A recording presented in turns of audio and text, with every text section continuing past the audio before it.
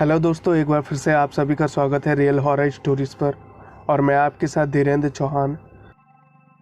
ये हमारे साथ सूरज ने शेयर की है और ये कहानी मैं आपको सूरज के पॉइंट ऑफ व्यू से ही सुनाऊंगा। चलिए कहानी की ओर पढ़ते हैं। दोस्तों, मेरा नाम सूरज है और मैं संबलपुर में रहता हूँ। एक दिन की बात है जब मैं रास्ते में जा रहा था अपनी साइकिल से। वो इलाका बिल्कुल सुनसान था और मुझे मेरे एक दोस्त के घर जाना था कुछ सामान लेने के लिए। वैसे उसका घर मेरे घर से काफ़ी दूर पड़ता था, लेकिन फिर भी मैं अपनी साइकिल से निकला था क्योंकि मुझे साइकिल चलाना बहुत ज़्यादा पसंद है। और वैसे भी साइकिल चलाने में मुझे जो मज़ा आता है वो किसी और चीज़ में नहीं आता। जब मैं अपने घर से उसके घर के लिए निकला था तब करीब समय हो रहा था 4 बजे का और मैं उसके घर पे 1.5 घंटे में पहुंच गया, यानी कि 5:30 बजे। मैंने उसके घर पे बहुत मस्ती की। वो मेरा दोस्त ये कह रहा था कि आज रात के लिए तो यहीं रुक जा, आज जाने की कोई ज़रूरत नहीं है, कल मैं तेरे साथ चलूँगा और तुझे घर तक छोड़ाऊँगा। लेकिन मेरी मम्मी ने बोला था ज़्यादा देर मत लगाइयो, सामान लेके जल्दी आ जाइयो। इसीलिए मैं उसे मना कर दिया। मैंने बोला आज नहीं यार, किसी और दिन ज़रूर रुकूँगा और तेरे साथ काफ़ी मस्ती करूँगा। हम दोनों ही दोस्त एक ही स्कूल में पढ़े हैं और हम दोनों बहुत ज़्यादा क्लोज़ फ्रेंड थे। मैं जो सामान लेने गया था वो कुछ और नहीं बल्कि कुछ कपड़े थे जो कि उसने मुझे गिफ्ट में देने को बोला था। शाम के करीब 7 बज चुके थे, अंधेरा होने को था। तभी मेरे दोस्त ने कहा कि यार इस टाइम क्यों निकल रहा है, इससे बढ़िया तो यहीं रुक जा, तेरी मम्मी कुछ नहीं बोलेंगी और मैं तुझे घर छोड़ आऊँगा कल सुबह। लेकिन मैंने उसे मना कर दिया। मैंने बोला कोई नहीं यार, 8:30 बजे तक मैं अपने घर पहुँच जाऊँगा। आखिरकार उसकी मेरे आगे एक भी ना चली और मैंने आखिरी में बोल दिया मैं जा रहा हूँ। तो उसने भी मुझसे कहा कि कोई बात नहीं यार, जा, जैसी तेरी मर्जी। लेकिन जाते जाते उसने मेरे से एक बात कही कि तू हाईवे वाले रास्ते से जाएगा, उस सुनसान रास्ते से नहीं, वो शॉर्टकट से जाने की भूल भी मत करियो। मैंने बोला ऐसा क्यों? उसने कहा मैंने जो बोला बस उतना कर, तुझे आगे कुछ पूछने की ज़रूरत नहीं है। फिर मैंने अपनी साइकिल उठाई और घर के लिए निकल गया। लेकिन मैं उसकी बात को इग्नोर कर दिया। मैं उस हाईवे के रास्ते से नहीं जाना चाहता था, क्योंकि अगर मैं हाईवे के रास्ते से जाता तो मुझे और ज़्यादा देरी हो जाती। इसीलिए मैंने उस शॉर्टकट को अपनाया जिससे मेरे दोस्त ने जाने को मना किया था। रात का टाइम होने की वजह से मुझे रास्ते में मनहूसियत तो लग रही थी और डर भी लग रहा था, लेकिन उस रास्ते में मैं जितनी तेज़ अपनी साइकिल को दौड़ा रहा था उतना ही मुझे मज़ा आ रहा था, क्योंकि बिल्कुल ठंडी ठंडी और ताज़ी हवा मेरे शरीर में लग रही थी। थोड़ी दूर आगे जाने के बाद पता नहीं अचानक से मेरी साइकिल का टायर पंचर हो गया और मैं वहाँ से पैदल चलने लगा। घर अब बहुत ज़्यादा दूर नहीं था, लेकिन रास्ता बिल्कुल सुनसान था। जब मैं पैदल चल रहा था तो मुझे ऐसा लग रहा था कि जैसे जैसे मैं अपने कदम बढ़ा रहा हूँ मेरे पीछे भी कोई इसी तरह से चल रहा है।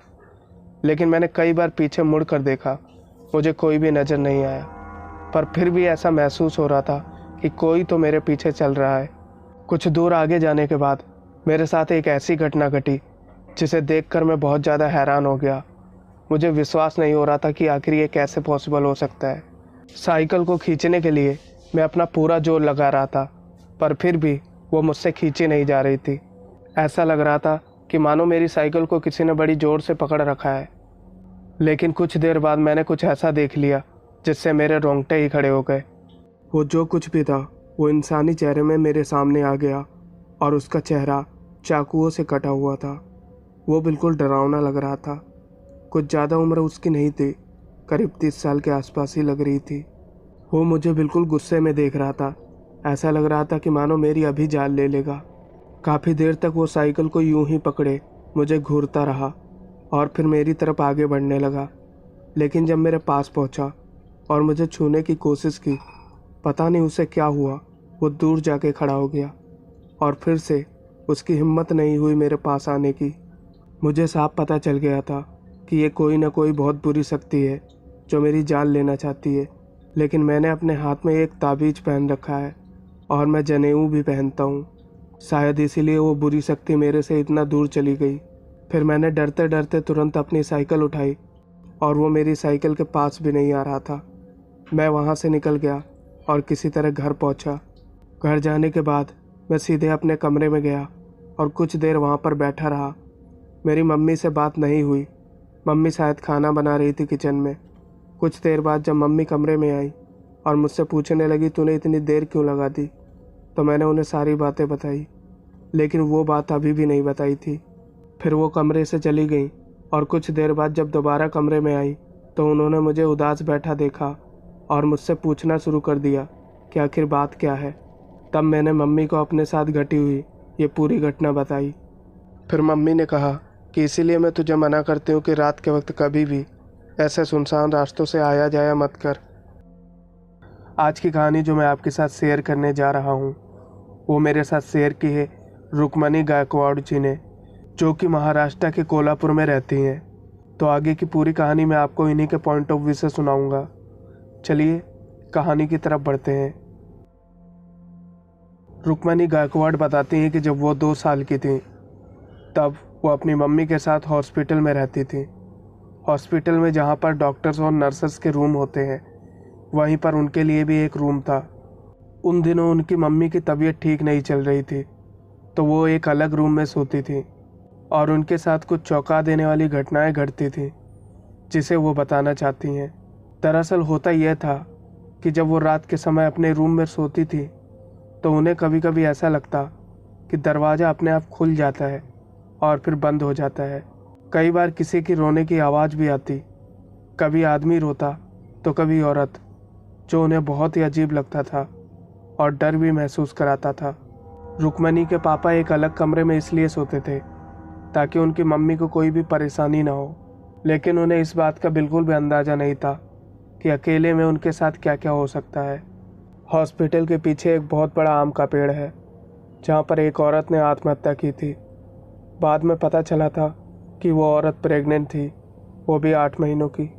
उसके बाद तो उसकी लाश का अंतिम संस्कार कर दिया गया, लेकिन कुछ दिनों बाद एक आदमी ने हॉस्पिटल में बने हुए कुएं में कूदकर जान दे दी थी, जो कि एक बहुत अजीब बात थी।